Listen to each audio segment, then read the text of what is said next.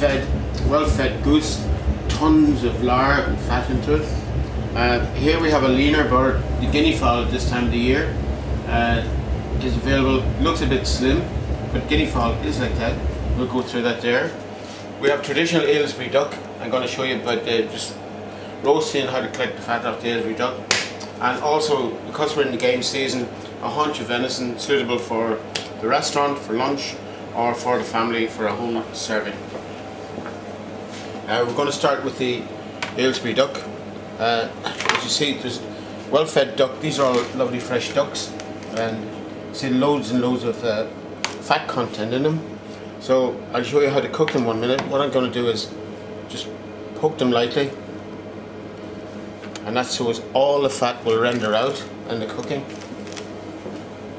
And you end up, you know, people wonder how can I get a crispy duck or go soggy or too much fat and undercooked in the bottom and all sorts of different things.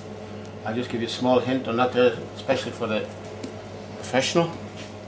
Okay, and always with all birds, I know the big thing is pulling the wishbone out of the turkey and out of the chicken, but especially duck, because at the end of the day you only get 2 portions from a duck. And if you want small portions you might get 2 breasts and 2 legs, but take out the wishbone. Once again, straight down.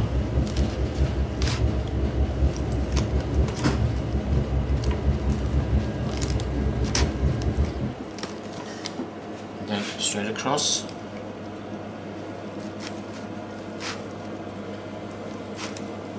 So coming out. Struggled with this one. Doesn't want to come away.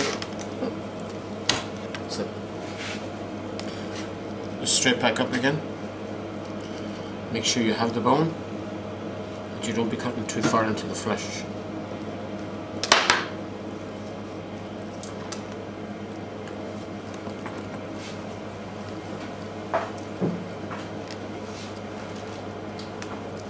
Okay. That's all you do for prepping for the oven.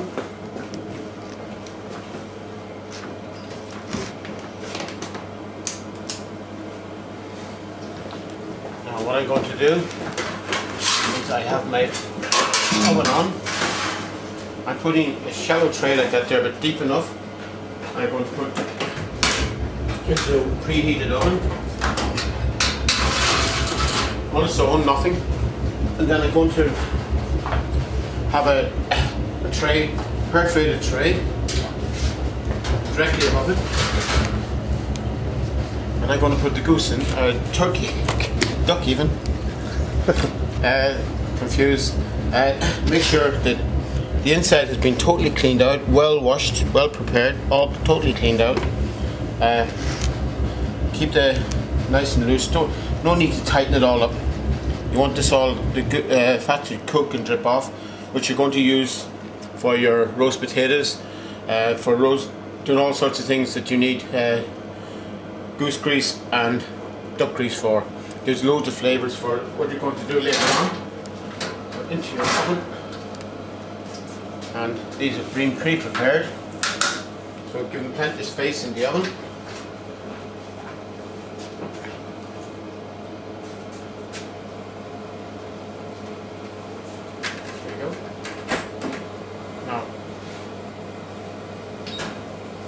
What you can do, if you want a crispy, well-seasoned skin, is salt them. But what I like to do is I let them cook a little bit, and then put a little salt in the skin and a little bit of pepper. So as when you're eating their duck skin later on when it's crisping, sometimes with too much salt in, it makes it salty all the way through. We'll just leave it at that there, and we'll start prepping something else. Our second bird for today is a guinea fowl. You never call it guinea fowl. Trained in France, always have a pintade. Looking for a slight coloration in the skin, slight yellow, well plucked, or you can singe it, burn them off. The reason that guinea fowl is always a little bit more expensive than chicken is because guinea fowl has a high mortality rate. Well, just take off, and you can always look to see you get the feathers.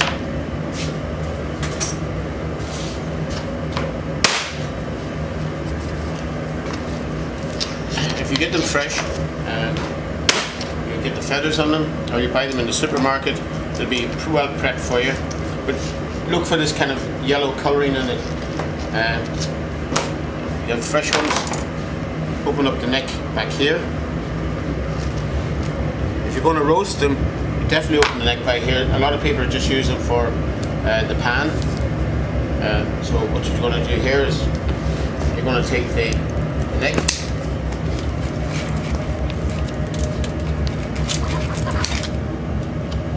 right, then back of the neck. See how well the bird has been fed by taking out the crop. Try and get the crop out in one piece, otherwise you will have. That's basically a bag, chef, is it? That's it's fed, yeah, because it regurgitates. Loads of it here.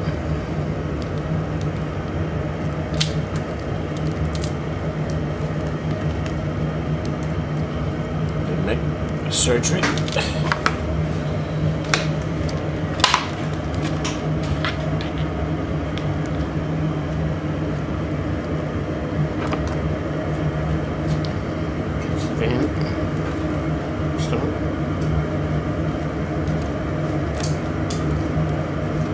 There you go.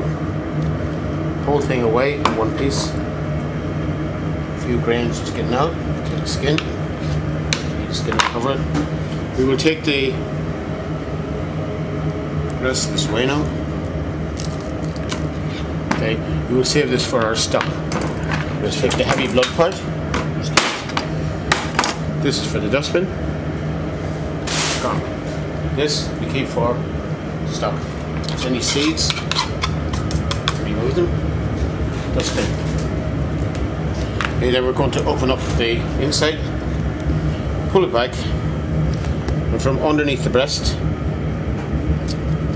right, and try and get down. Pardon me. Just wash my hands.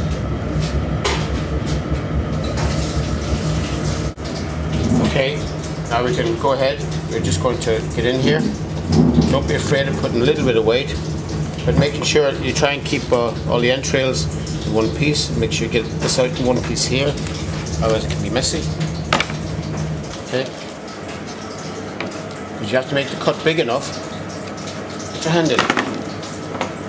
Try keep your fingers along the inside of the bone till you get to the neck.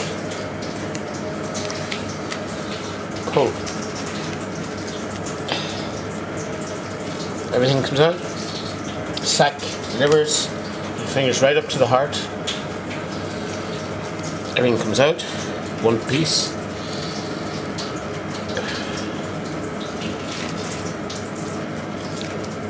Now, we have the livers, entrails, the gizzard. All this is for the bin.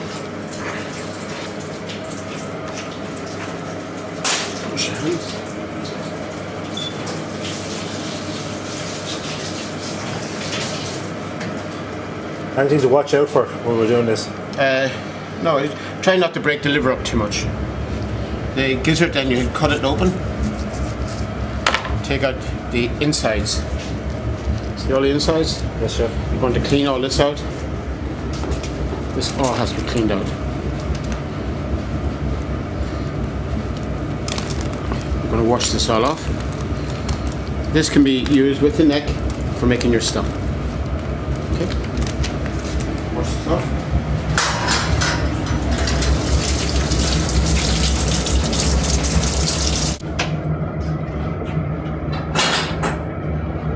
Okay. That's your liver. Goes in the bin. Gizzard. Things. All these are all usable, reusable. Just check that it's all here, all cleaned. Once again, take out the wishbone.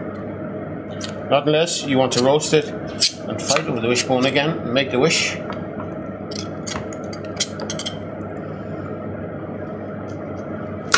Great believer in taking the wishbone out first, and then you end up with more flesh, then easier to work with. So you get your. That's it. There you get back here.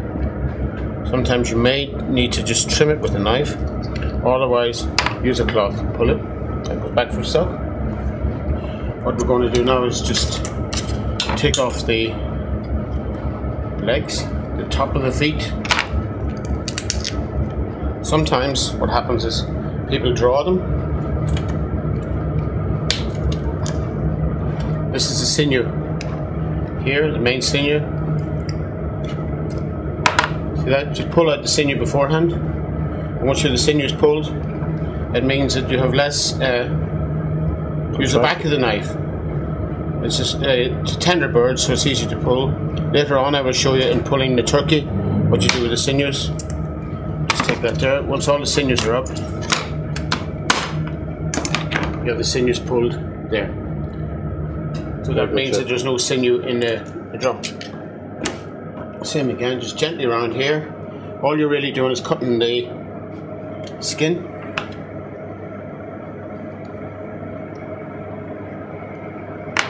Looking for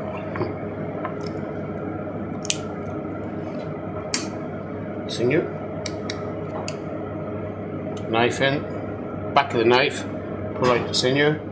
Knife in, pull out the sinew.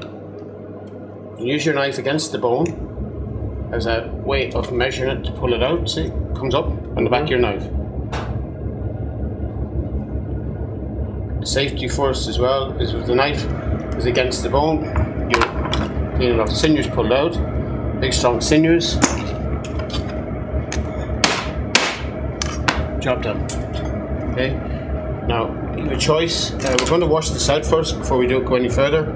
Most important thing about cooking birds is to make sure that the inside is thoroughly, and I mean thoroughly cleaned out. Because then warm water, chef, cold water? Warm water and then cold water. Warm to kill it, get everything out, and put your hands in.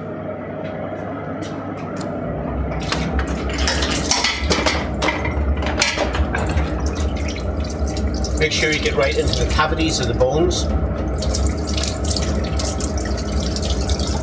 Any little bits and pieces that are left comes out, blood. And if you left them in, would that have any detrimental? Yes, this is where it happens. People clean them, leave them in the fridge for a couple of days, then stuff them or do things with them. And this is when you get salmonella and all sorts of things setting in, because it's the entrails that's left inside. It must be thoroughly cleaned. Absolutely thoroughly cleaned. Nothing in there. Hold it. And try to run through. Nice and clear.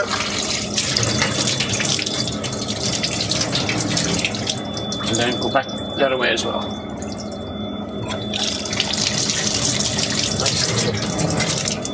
So for the most important thing, especially if this is in the professional kitchen, it's done quickly.